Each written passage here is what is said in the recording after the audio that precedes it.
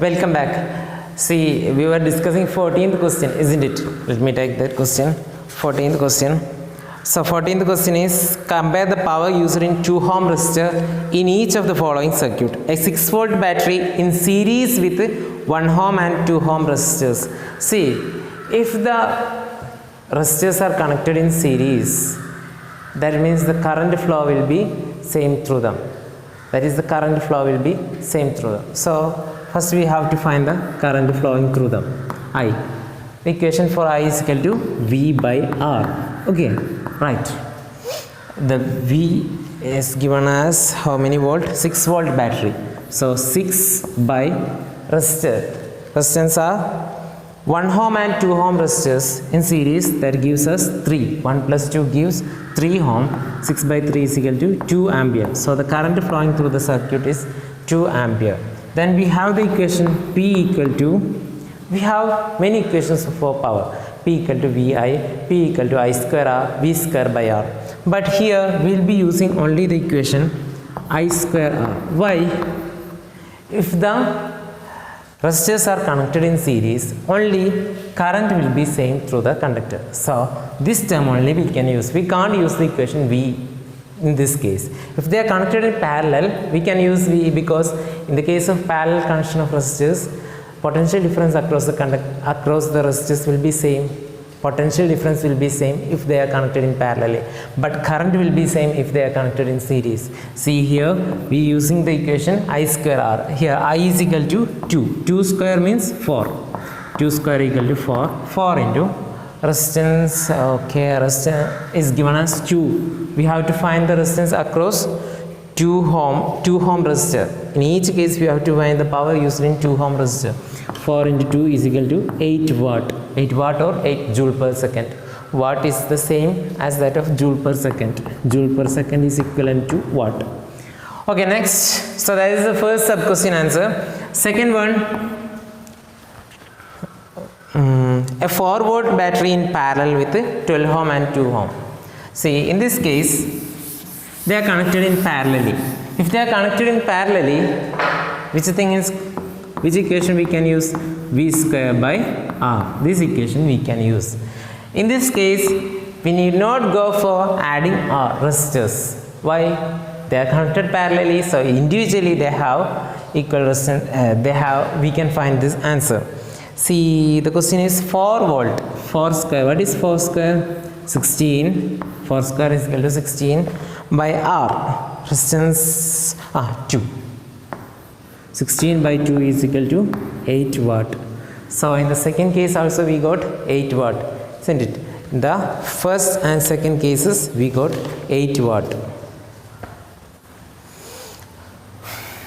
So that's all about the 14th question. So when we compare this PS and PP parallel, we got that they are the same. There is power that was connected when they are connected in series, and power when they are connected in parallel is almost the same. Not almost the same, they are same quantity itself, but there were differences. One is 6-volt battery, other one is 4-volt battery. That's why only it comes as same.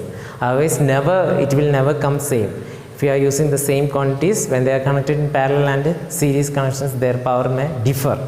Here they come same only because there were difference in their batteries, voltage of batteries. One was 6 volt and other was 4 volt. Now coming to the 15th question. See, 15th question. I'll read the question for you.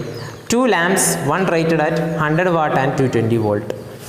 100 watt, 220 volt. It's the rating of first one. So P is equal to 100, V is equal to 220. The next one, P2 is equal to 60 and V2 is equal to 220. They are connected in parallel to electric main supply. What current is drawn from the line if the supply voltage is 220 volt? So supply voltage, main voltage is given to be 220 volt. We have to find how many bulbs can be connected. How many current will be drawn from the circuit. So for that we need resistance here. To find current, we need to know the resistance, isn't it? How can we get the resistance from this one?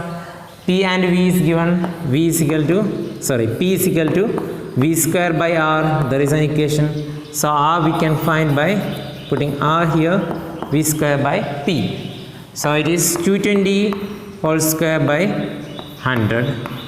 And here it becomes R2 is equal to 220 whole square by 60.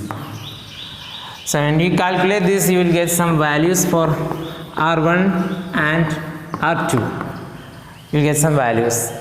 Mostly here 484. This 484 divided by 100. You will get the value 484. And here you will get another value. Let me check how many. What is the range of that value? It's 806. 806.7. 806.7. And here is it 484 ohm. So now they are connected in parallel. So if they are connected in parallel, what will be their equivalent resistance? We have to find by using the equation 1 by Rp. 1 by Rp equal to 1 by R1 plus 1 by R2. Here, R1 plus 1 by R2. Here R1 is equal to 484, R2 is equal to 806.7. So you have to do 1 by 484 plus 1 by 806.7. At last take the reciprocal. We'll be getting the answer almost 302.6. Rb is equal to 302.6. Now you get R. So here you get 302.6. You can easily get I using the equation I equal to V by R. Use the equation and you will get the value for current. See, value of current is less than 0.73 ampere. Using the equation I equal to V by R, 220 by 302.6. Obviously it will be less than 1. Why it is less than 1? Because denominator have greater quantity, that's why it will be less than 1. 0.73 ampere of current flow through the circuit.